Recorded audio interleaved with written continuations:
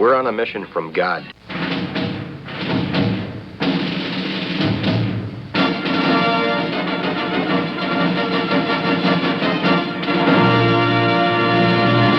And now for something completely different.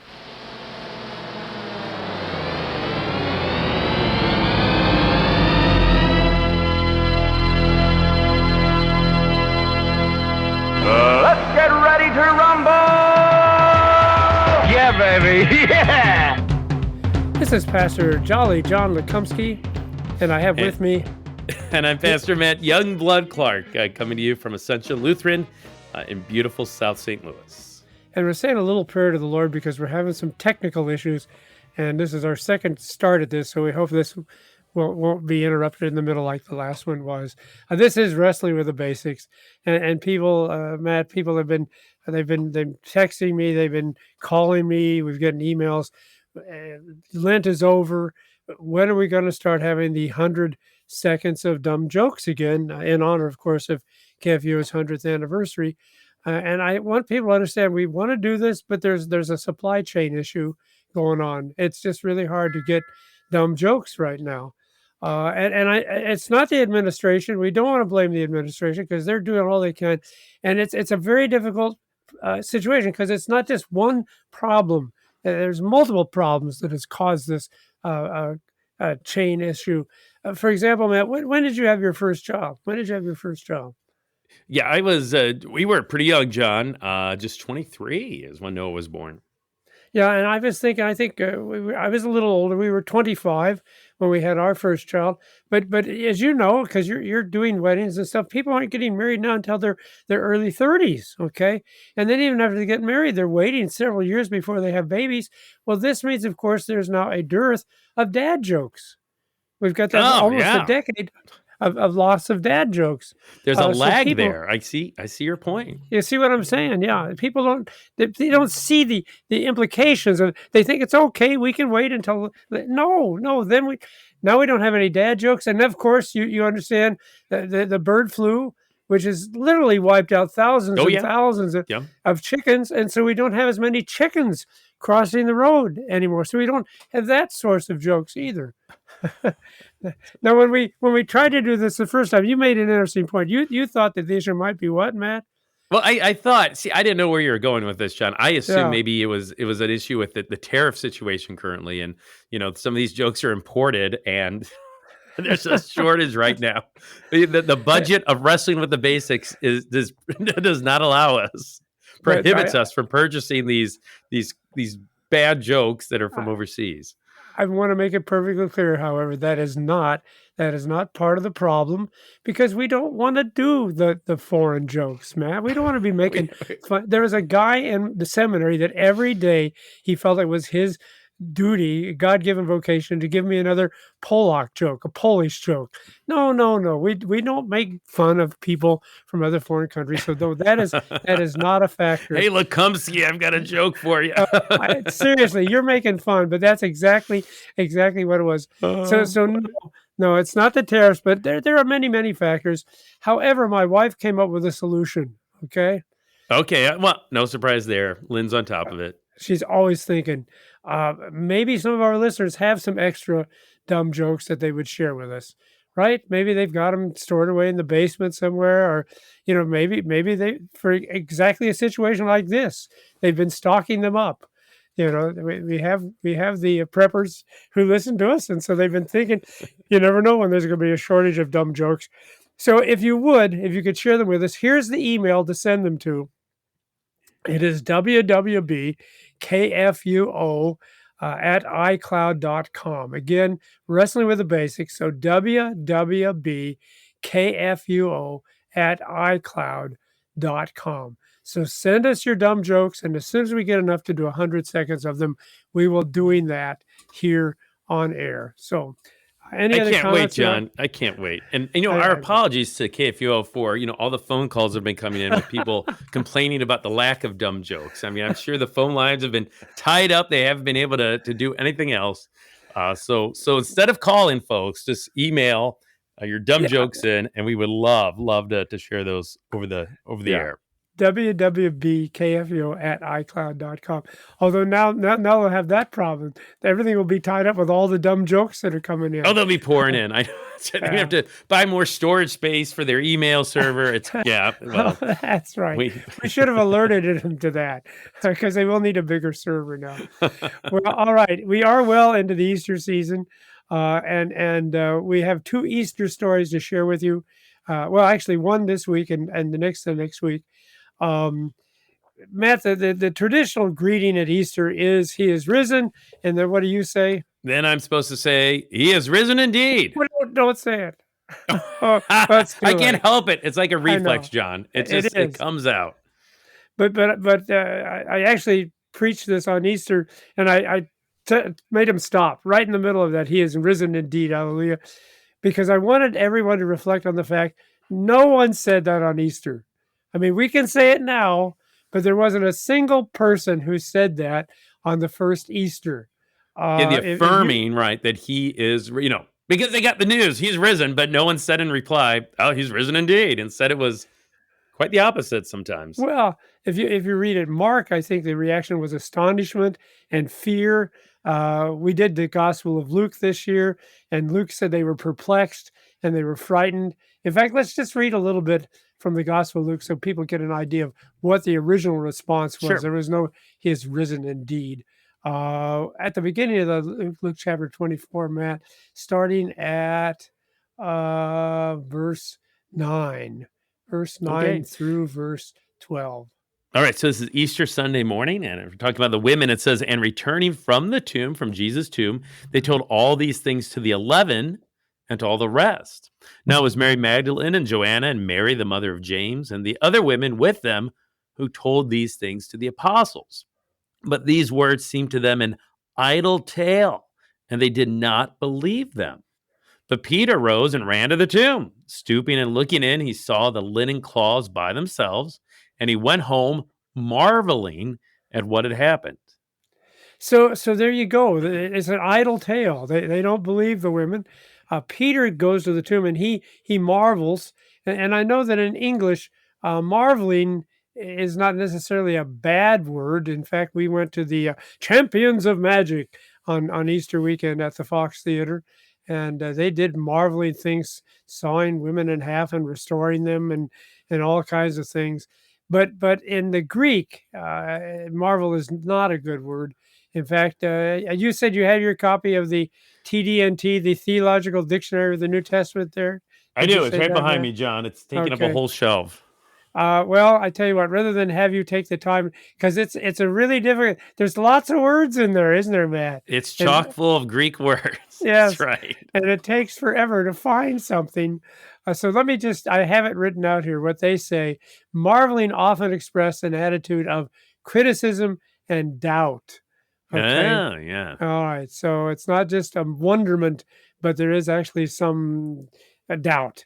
And of course, if you read Luke, that's how he uses it.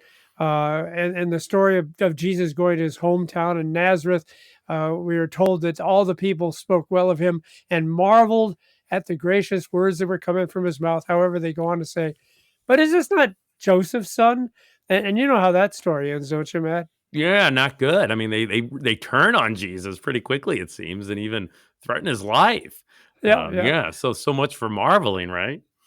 Yeah, try to throw him off a cliff. Yeah. Luke uses the word marvel for the Pharisees who marvel at the fact Jesus doesn't keep the tradition of the elders. He uses the word of the scribes and the priests who send out spies to try to trap Jesus in his words, and they marvel. They marvel at Jesus' answers. The disciples are out on the boat, and the storm arises, and they think Jesus is going to let them perish. And Jesus says, "Where's your faith?" And again, Luke says they marveled. In fact, we can go further on in Luke's account of the Easter story, if you would, Matt. So scroll on down. Let's say I'm scrolling. You've got a book, don't you? Turning, yeah. I wonder, I just, as we're turning to that, I wonder what, if Peter had the opportunity to read Luke's gospel, So how did you describe me that Easter Sunday? I was marveling, I wonder what he thought. Well, that's a pretty accurate word. Yeah, fair enough. I was marveling. There was a little bit of doubt there too. Well, and again, see, so Matt and I had this about half recorded, and what were you pointing out? We always tell them the story of Thomas, Matt. Oh yeah, yeah. So it's still kind of fresh in our minds in this Easter season is the story of Thomas, and typically we read that account the Sunday after Easter. I mean, that's almost universal. The lectionaries, the 1 year, the 3 year, other Christian denominations, a week after Easter, you're reading about doubting Thomas because those events where Jesus finally reveals himself to Thomas happened 1 week after the first Easter. But I just it's kind of interesting because we've branded poor Thomas, doubting Thomas, because of that account. But when you think about it, it's doubting everyone, right? It's the doubting disciples, the doubting Peter, the doubting women at the tomb, and the list goes on. So again, this marveling, this doubting, this disbelief mixed with joy that we hear about. Any one of them can be called doubters, but poor Thomas, he's just has bad timing, I guess. He's a week later than everyone else, and everyone else has seen Jesus, so many of them with their own eyes even, and aren't doubting as much, perhaps. But Thomas, he hadn't yet. So don't be too hard on Thomas. It's everyone's doubting. Everyone has that marveling that's not necessarily a compliment, but a marveling that's mixed with even a little bit of disbelief, maybe. So I wanted you to share that because let's prove it. Let's go back to the Gospel of Luke and see that no, it's not just doubting Thomas; it's doubting everybody. So if you would read Luke 24, let's start with verse 37. This is the reaction of the disciples when they see Jesus resurrected. Verse 37. Yeah, but they were startled and frightened and thought they saw a spirit. And So he said to that them, was no, yeah, that's enough. We just did that one because I want you to go on now and read, if you would, verse 41. yeah. And while they still disbelieved for joy and were marveling, he said to them, have you anything to eat? So you're right. See, they are startled, they're frightened. Marveling is used in the same context as disbelief there. Okay. However, let's not push that word marvel too far because I don't think it was that they denied. It wasn't that they were No, rejecting. It was just they doubted. And why all of this struck me is because for me, Matt, I hope. Did you have a good Easter? Did you have we a had a good great Easter? Easter. We did. Okay. Yeah, a little rainy, but other than that, great Easter. Well, there you go. Right. That's one problem right there. We're supposed to have nice sunshine, and yet you got a service rained out, right? You didn't get to Yeah, do it. so yeah, we have the Well, outdoor you sunrise service, and this is the first one in 11 years, John, that got rained out. We had a pretty good track record going, but we moved it aside. It turned out fine. So yeah, but still, it wasn't like it was the last decade, was it? The No, last it 10 years, wasn't. no. No. Well, let's see, and that was the way it was with me too. We have a tradition. Did you hide eggs and stuff for your kids at Easter time? Yeah. Oh, yeah. You bet. Okay, Yeah, we hiding actually eggs and yeah. we actually hid baskets. That was our tradition. We'd get the candy that was their favorite, and we'd get them a few toys, and we'd put it in the baskets with the fake grass and hide them around the house. Now my kids, I guess this must be your age because they didn't hide baskets, but they would hide Easter eggs. Some with money in them, though. And I think Ooh. I'll hunt for Easter eggs. But see, here's the thing. My kids said to me, Dad, we're not gonna do that this year. The kids are too old. And I'm thinking, Oh. that's not, I don't want to think that my grandkids are too old to be hunting Yeah. Easter eggs. So it was kind of, and the other thing for me is I'm retired.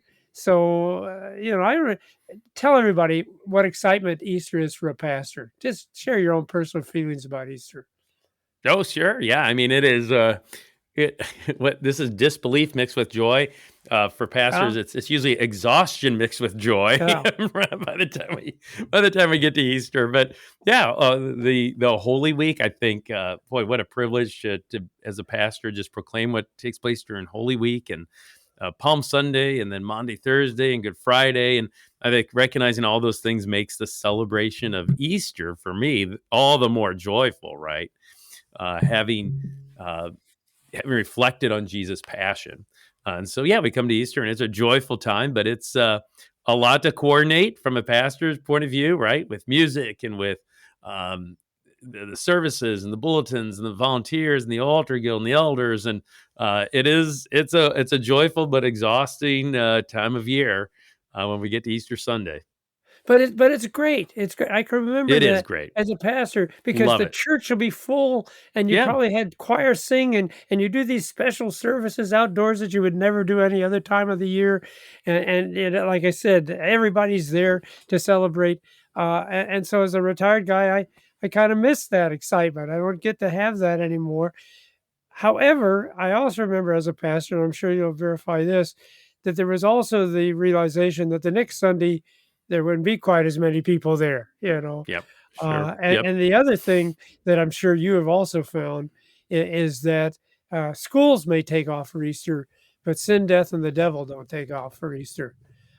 So, did your Holy Week go pretty smooth, or did you have any unexpected things come up during this holiday season? Or Yeah, it's just that's the way it goes, John, right? Hospitalizations. And I remember one year there was a death of someone who was a retired pastor in the congregation oh wow, and passed away on Palm Sunday. oh my And goodness. so it's on the one hand, wow, how appropriate, what a blessed death on Palm Sunday. But on the other hand, wow, now for the family and for us as a church family, how do we coordinate all these things over Holy Week, right? What a great opportunity to proclaim Christ crucified and risen, but at the same time, whoa, um, didn't expect that to happen, right? That's an unexpected thing, like you said, that happens during that week. And so that's what my Easter was like too. I wasn't actually even supposed to preach on Easter, but a mutual friend of ours, Pastor Bruce Kaisman, he was actually going to the hospital to visit one of his members who was dying, and he got hit by a truck, and the truck drove off, a hit and run accident, left him pretty well stoved Mm, up, had a concussion, so he couldn't do his normal Holy Week services. And by the way, this was going to be his last Holy Week because he's retiring at the end of the year. So he was just all torn up. Well, he yeah. finally said, "John, can you come and preach for me on Easter?" And of course, the person he was going to visit in the hospital, they died, and he wasn't able to be there. Although another pastor came in, thank God for that, and was able to serve the family. Another mutual friend, Pastor Mike Walther, he slipped and fell on the ice, hurt his back. Then on top of that, got a blood clot in his lungs that required him to be hospitalized. We were told the story about people at Trinity Prairie that were going to a funeral, and they died in a car wreck on the way to a To a funeral. funeral. Uh, Oh, and, and boy. and what hadn't been told was that the man they were going to see at the funeral, he also had died suddenly. He had surgery and was doing really well, and then all of a sudden he too had a blood clot. And of course, by the time we air this, I will have started on my 45 days of radiation therapy for my prostate cancer. So it just occurred to me, hey, we're not those disciples are not alone. I'm sure there's a lot of people this Easter who have their doubts and they marvel because my goodness, if God is loving and if he's all powerful, why is all of this happening? Matt, have you ever had to answer that question? Why is it that God allows good things to happen? Or, oh no, sorry. It would make sense that he allows good things to happen, but why doesn't he allow bad things to happen to good people? Constantly. Oh, yeah, constantly, and just recently, someone, questioning that. They have parents that are very faithful and, come to church regularly, and yet they've experienced some difficulties, and their their their adult daughter struggling with that. Why is this happening to mom and dad, right? So yeah, that comes up a lot, John, and I think that is one of the biggest questions that people have. And yeah, how can God be good and powerful and yet bad things happen, right? And I think sometimes the answer to that question is, well, we don't know, especially when it's these specific instances. Why did this person have this car accident going to that funeral? Um, we don't know. We just don't know. I think we can give general answers, right? We know why sin in general happens, why death and bad things happen in general. It's because it's a fallen world since that first sin of Adam and Eve. And that's just the reality of it until Jesus returns and makes things right. But when I think what most people are searching for is an answer to why did that particular bad thing happen, right? why that car accident, why that embolism, and we just don't have the answer to that question. We have a lot of other great answers that can give them comfort during that time, but we don't have the answer to that particular answer to the question why for that particular situation. So I want to give them the general answers, just like you alluded to. They can be of comfort at that time, Hmm. because you're right. Hmm. I don't know that there are specifics, because when we ask, why does God discipline us, that he loves and the way he disciplines us?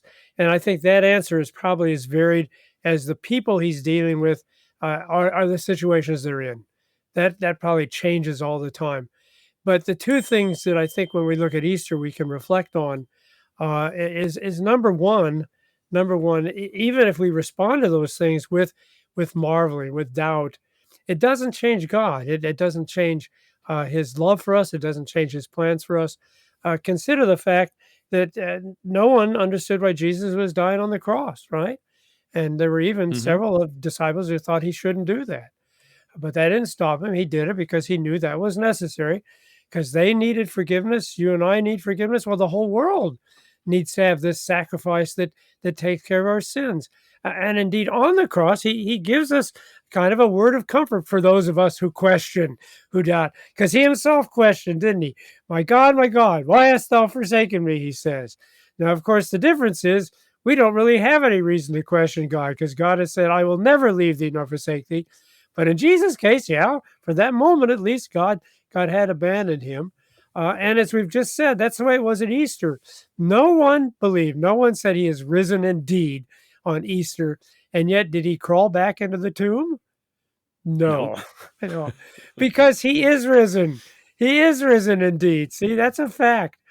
So that's number one. If there's anybody out there that are struggling with questions and doubts, it's okay. It's okay. Don't be frightened of that. This is what we do as sinful people. And trust me, it hasn't changed God's plans to give you a hope and a future. It certainly hasn't changed how he loves and cares for you. And you'll just have to wait and see how that all works out. But here's the other thing that struck me about the Easter stories, because as a guy myself who have some things to marvel at and to have doubts in my life, of course, what I want is to go to the cancer doctor and have him say, I don't know. I can't believe it. The cancer's not there anymore. You don't have to go through 45 days of treatments. But I doubt that's going to happen. All right. We want some kind of sign or wonder. But I would think the testimony of Easter would tell us, no, signs and wonders are not going to help you. Go again, if you would, if you got your Bible, go back to Luke 24. Yep. That story we were talking about where Jesus comes to the disciples that night. And he does the things that he does in all the Gospels. He shows his hands and his feet. And he even takes it one step more. He says, I'm hungry. You got some fish to eat. Yeah. And I love that. yeah.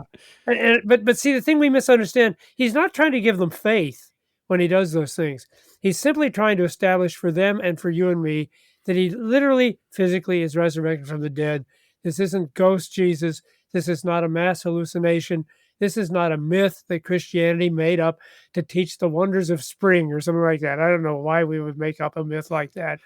But this is literally true. He actually is risen from the dead, whether you believe it or not. It's a fact, okay? But that won't give them faith, will it, Matt? You already told the story about doubting Thomas. And what did Thomas think he needed to have faith? He wanted to see the marks, right, and touch him, and then I will not believe unless I do that. And how does that all work out?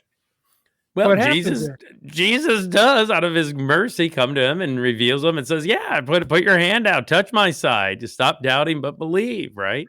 And then he goes on to say, "Blessed are those who have not seen, right, and yet believe." Yeah, because see, that's the thing. God just wants us to believe. So if you need a sign, all right, I'll give you a sign. But in the long run, that won't help you. You and I, as pastors, we have seen signs, haven't we? We've seen him do things in our lives that remind us of how much he loves and cares for us. Near miraculous things sometimes, how things just all work together for the good. We've seen that in the lives of our parishioners. And yet, trust me, Matt, when the doctor came up to me and said, well, you've got cancer, all of that just went out the window. None of those signs are any help at all. And I think that's the testimony of Easter. You want to be able to, and it might not remove your doubts. you might still have the fear. What you've got to understand is you can have doubts, you can have fears, as long as you listen to the words of God and understand what he's saying to you. And that is, I love you, I forgive you. We'll get through all of this. There's a storm going on right now, but that's okay. I'm not going to let you perish. No, this will all work together in the end. And if you go back to Luke 24, I think this is really interesting. Back to that beginning, what strikes me is that Luke, the angels don't say, look at the empty tomb, but rather this is what they say. Remember how he told you while he was still in Galilee. And the next verse, it says they remembered his words. But if you could read what Jesus does for the disciples in Luke 24, verse 44 through 46, I think. Yeah. Then he said to them, these are my words that I spoke to you while I was with you, that everything written about me in the law of Moses and the prophets and the Psalms must be fulfilled. Then he opened their minds to understand the scriptures, and he said to them, thus it is written that the Christ should suffer and on the third day rise from the dead, and that repentance and forgiveness of sins to be proclaimed in his name to all nations, beginning from Jerusalem. And you are witnesses of these things. So what he does is he just brings the people back to the scripture. There's the other story that Luke tells about the couple going down to Emmaus. And again, it's evidence that faith doesn't really give you sight, because there he's right with them. They're walking together with Jesus. You think they would have said, oh, what's with the wounds in your hands and feet? But no, they're totally oblivious to that. But if you could read yet another verse from Luke 24, verse 47, this is what Jesus does. 27, rather, 24, 27. This is what Jesus does as he's walking with these people. Yeah, and with them too, he says, and beginning with Moses and all the prophets, he interpreted to them in all the scriptures the things concerning himself. So he does the same thing to them. He doesn't say, oh, look at my hands and feet. But he says, let's open up our Bibles and I'll teach you some things. And then we got to get to the conclusion of this story. Luke 24, 30 through 31, if you would, Matt. Yeah. It says, when he was at table with them, he took bread and blessed it and broke it and gave it to them. And their eyes were open and they recognized him, and he vanished from their sight. Yeah, he vanishes because the sight isn't really what's going to help him. But certainly breaking the bread, that's what gave them the insight. Any thoughts about that, Matt? Well, I would just say, like the disciples, we too have that sense of marveling and maybe even disbelief at times. And I think I love that there are examples in the scriptures because, they had that. We, Jesus' disciples today, maybe we have similar feelings, but Jesus doesn't abandon them in that. He reveals himself and, like you said, points them back to the scriptures. May we look to Jesus and look back to the scriptures when we too wonder with disbelief at times, even in this Easter season in our lives. So here's the thing. He just, and I hope people understand this. This is what happened in our churches on Easter morning. It's what happens in our churches every Sunday. The same thing that happened the first Easter, which is a man like you called by God. You open the scriptures to people. You help them understand what the scriptures have to say about repentance and forgiveness of sins. And you also give them this beautiful supper where their eyes are opened, where they understand that when God says you are forgiven, he's not talking about the guy next to you. Well, he can't be talking about me. I got too many doubts. No, it's so clear because he says, eat. This is the body given for you. Drink. This is the blood shed for you for the forgiveness of sins. So there you have it. We do the same thing in the church today, Jesus' word, and that's what gives us faith, even in the midst of our doubts. This has been Wrestling with the Basics.